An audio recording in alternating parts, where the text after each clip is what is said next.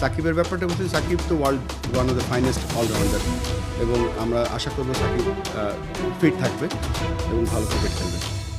Excellent. আমার কাছে আমরা কিছু প্ল্যান করছি, সেই প্ল্যানগুলোর এক্সিকিউশন কাল থেকে আমরা শুরু করবো। কালকে আমাদের প্ল্যানটা শেয়ার করবো আমাদের বোর্ডের সাথে সবাই, তখন আমরা কাজ শুরু করবো। আপনার যে প্রশ্নটা আছে ক্রিকেটের ভাবমূর্তি নিচে নেমে গিয়েছে কিনা জানি না, বাট আমরা সামনের দিকে এগিয়ে নিয়ে যাওয়ার চেষ্টা করবো। কেননা ক্রিকেট বাংলাদেশের একটা সবথেকে পপুলার খেলা, এবং ক্রিকেট এই খেলাটা যাতে সামনের দিকে এগিয়ে যেতে পারে। এবং আমরা যে এর আগের অর্গানাইজেশন আইসিসি বাংলাদেশ নিয়ে অনেক গর্ব করে, বিকজ অফ বাংলাদেশের যে ভিউয়ারশিপ আছে, বাংলাদেশের ক্রিকেট ফলোয়ার আছে, এটা ইভেনচুয়ালি এটা আইসিসির অ্যাকাউন্ট। তো নেই, আমি ঢাকায় এসেছি আজকে 8 দিন, এবং আমি খুব একলা করতাম। হঠাৎ করে আমি একদিন মসজিদে যাচ্ছি কারণ বাজার দিয়ে, হঠাৎ করে দেখি উনি একটা দোকানে বসে টঙে চা খাচ্ছে। মানে লুকিয়ে ছিলাম, বাট ওনার কাছে ধরা পড়ে গেছিলাম আমি। এনিওয়ে, সো আজকে আমরা আমাদের যে আলোচনা ছিল, সেই আলোচনায় আমরা জাস্ট টাচ বেজে আমরা আলোচনা শুরু করেছি। আমরা আরেকটু ডিটেল এর পরে মিটিং আপনাদের বলতে পারবো। দুটোই খুব গুরুত্বপূর্ণ জায়গা। You are absolutely right. আমাদের কিন্তু মেইন ফোকাস ক্রিকেট। অবশ্যই ক্রিকেটের আশেপাশে ক্রিকেট সংক্রান্ত জিনিসগুলোও থাকবে।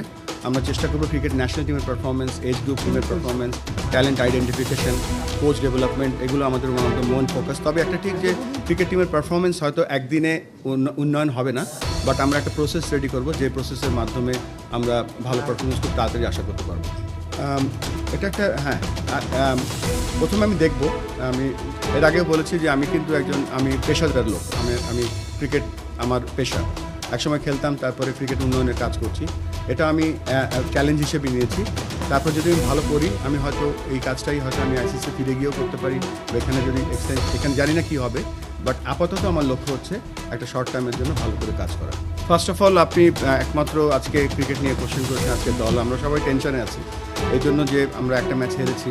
আজকের ম্যাচটা খুব গুরুত্বপূর্ণ আমাদের জন্য, এবং আমাদের এই জানেন যে T20 আমাদের একটা সিলেকশন টিম আছে, আর এই T20 টিমে বেশ কিছু অলরাউন্ডার অলরেডি আছে।